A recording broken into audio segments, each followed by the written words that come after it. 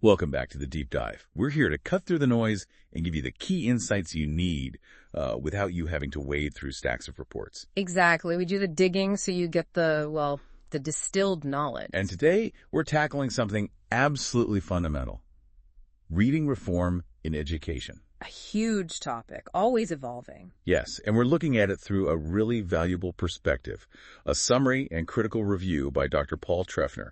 He's an education policy researcher based in New Zealand. And what's key here, as you said, is that Treffner didn't just review one U.S. report. He synthesized several big ones. Right, like the Albert Shanker Institute's Survey on State Legislation and Education Week report. He pulled out the common threads. And crucially, he framed it in terms of the challenges and lessons for other countries, like New Zealand facing similar debates. It's that global view that's so useful. Before we get into his analysis, though, let's set the scene. Why this massive push for reform in the U.S. in the first place? Well, the numbers are pretty stark, really. In 2022, more than 37% actually of U.S. fourth graders tested below the basic level on their national assessment, the NAEP. 37% below basic. Wow. And fourth grade is, year 5 in New Zealand terms? That's right. So basic level means they've only got partial mastery of foundational skills. It's a serious issue. No kidding. That kind of statistic explains the urgency, doesn't it? Absolutely. It directly fueled this huge wave of state-level legislation pushing for what's generally called structured literacy. Okay, so let's unpack that legislative wave. Dr. Treffner really captures the scale of it. Oh, it's massive. Between 2019 and 2022, just 4 years, you had 51 legislatures taking action. 51. That's nearly every state. Pretty much. They coded 223 different bills across 45 states and D.C. It was a really concentrated effort. And a lot of that momentum came from the Mississippi model, is that right? Yeah, that gets cited a lot.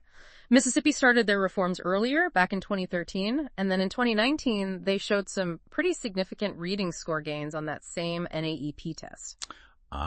So other states saw that success and thought, okay, let's try that. Exactly. Many states basically copied key parts of Mississippi's approach. It became a sort of blueprint. So at the core of these reforms is this term we hear a lot, the science of reading. What does Treffner say about how that's defined in the laws? Well, he clarifies it's not just, one single thing. It's a body of research from cognitive psychology, neuroscience, education, fields that study how we actually learn to read. So the science behind the skill. Precisely. And it points towards the most effective ways to teach reading. Now, Treffner notes that while 18 states explicitly use the term science of reading, the definition isn't always consistent. Okay.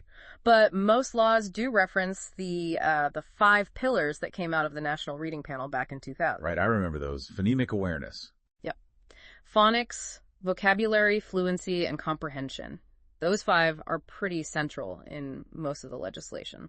And Treffner mentions some states even went so far as to ban certain methods. Correct. States like Arkansas and Louisiana explicitly prohibited the 3-cueing system. Can you remind us what that is? Sure. It's an older approach where kids are encouraged to guess words using context, pictures, or maybe the first letter, instead of sounding them out systematically. Okay. Which conflicts with the decoding focus of phonics, right? Directly. Critics argue it hinders kids from becoming really proficient decoders, which is foundational to fluency. Got it. So looking across all this legislation, what did Dr. Treffner identify as the really dominant themes? The biggest one by far was teacher preparation and professional development. That was huge. How huge? Well, 38 states addressed pre-service training for new teachers, with 25 doing it extensively. And for current teachers, 40 states tackled in-service PD, 32 of them really comprehensively. So a massive focus on the educators. Okay, teacher training front and center. What else stood out? The strong commitment to evidence-based practices.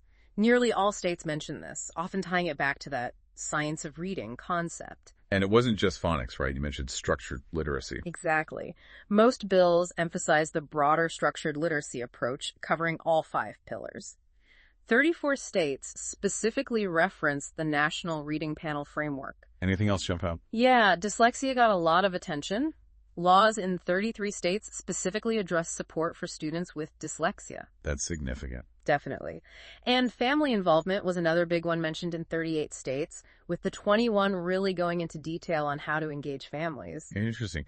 And Treffner also noted this wasn't just one side of the political aisle pushing this. Right. He pointed out it was remarkably bipartisan and state-driven. You saw comprehensive reading laws pass in states considered conservative and states considered progressive. Okay, so that's the broad picture of the U.S. reforms. But Treffner's real contribution here is the critique, isn't it? Mm-hmm. Where did he see the limitations? Yes, this is where it gets really interesting, especially for, policymakers elsewhere. He doesn't just describe, he identifies crucial gaps. Gaps that could be pitfalls for others. Precisely. Lessons learned, essentially. The first big area he points to is curriculum. What was missing there? Well, despite the focus on foundational skills, things like oral language development and writing instruction received surprisingly little attention in the actual laws. This seems like an oversight. And maybe even more concerning, background knowledge, which we know is absolutely vital for comprehension, was only mentioned by 6 states. Yeah. 6. Wow. Why is that such a critical omission? Well, Treffner connects it back to the age of the framework guiding a lot of this. The National Reading Panel report is over 20 years old now. Good. And reading science has evolved since then. We now have much stronger evidence, for example, on the link between oral vocabulary and word reading, and the impact of teaching writing on reading fluency and comprehension, and of course, the huge role of background knowledge.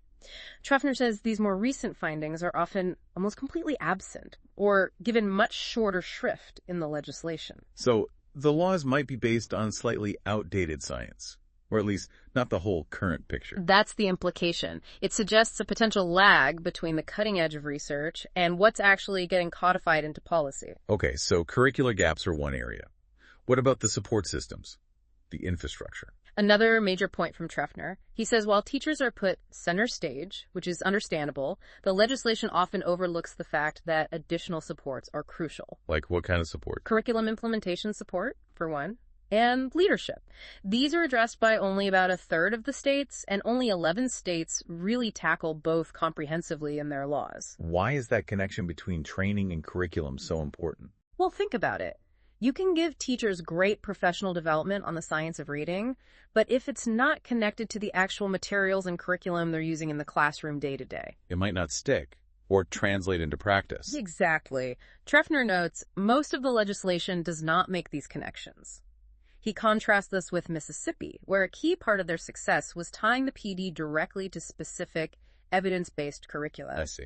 Any other examples? He mentions Texas as doing a good job extending KDIA across grade levels and even including content area teachers like science or history teachers, training them on how to support reading in their subjects. That makes sense. And what about leadership, principals, district leaders? Often overlooked, according to Treffner. Despite how critical school leaders are for driving change, only about a third of states, 17 specifically, really discuss the principal's role in detail. And many don't require them to get the same training as teachers. Right, which can create a disconnect in understanding and support at the school level.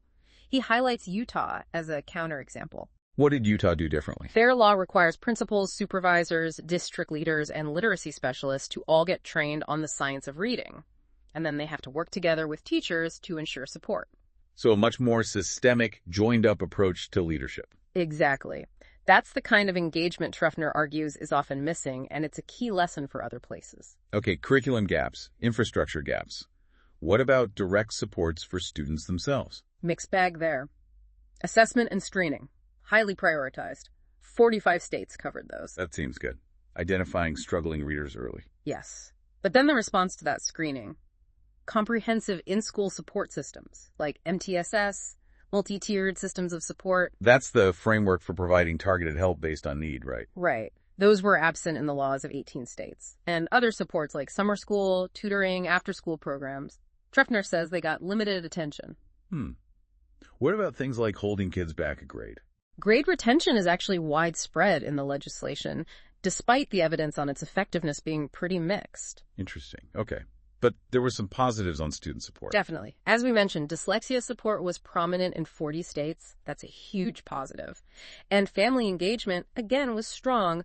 38 states, 21 doing it thoroughly. But less focus on the wider community. Much less. Only 14 states really explored community engagement in depth. So taking all this in the big push, the focus areas, but also these significant gaps, Treffner identified what's the overarching conclusion. What does this mean for you listening or for countries like New Zealand looking on? Well, Treffner acknowledges the U.S. effort is incredibly ambitious, boldest, broadest, and most scientifically grounded, he calls it.